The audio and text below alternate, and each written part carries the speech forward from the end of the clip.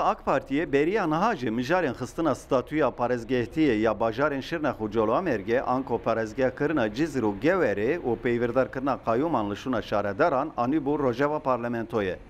Lê piştra hikûmetê bi daxwaza her sê partiyên opozisyonê ew hewla yasayî betal kiribû. CHP dibêje hikûmet amedahiya wê yekê dike ku van daxwazên xwe bi rêya biryarnameyên rewşa awarte bîne cî. Gereksiz, lüzumsuz, acele ve yapılmaması gereken bir hamle olarak görüyorum. Ligorî min tiştekî ne hewce ji bo wê tê lezandin û divê tiştekî wiha neyêkirin. Eger ku wê herêmê di navbera şaredarî û terorîstan da ti têkilî hene, divê darizandin vê yekê çareser bike. Ti navçeyên ku divê bibin parêzgeh hene, bila bên kirin. Em ê jî dilşad bibin. Lê navçekirina Coğlamerg û Şirnexê hem ji bo siyasetê hem jî ji bo morala gelê herêmê tiştine ne başin. Türkiye Cumhuriyeti güçlü bir devlettir. Li gorî HDP jî hikûmet amedahiya vê yekê dike. HDP dibêje bi vê yekê hikûmet dixwaze rojevê jî biguherîne. Lê xuya ku hikûmet yek dixwaze ku vê qanûnî dîsa bi şikleke ne em ê bêjin yasayî dixwaze bêxemeriyetê.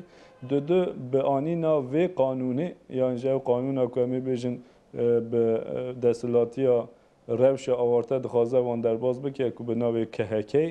Ew jî ez bawer dikim dixwaze ku rojeva derve jî ya Tirkiyeyê biguherîne. Lê rewek hûn zanin ku kete şerê Sûriyê ku ew şerê Sûrî ji vek hûn zanin ku şereke bêbingeh e.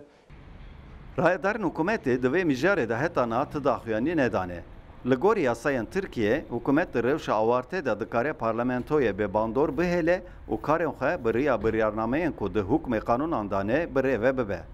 Eger ku proje yasaya AK Partiye ya di vê derbarê da li parlamentoya bahata qebûl kirin, pêkan bû ku opozisyonê jî ji bo betalkirinê serî li dadgeha qanûna bingehên bixista.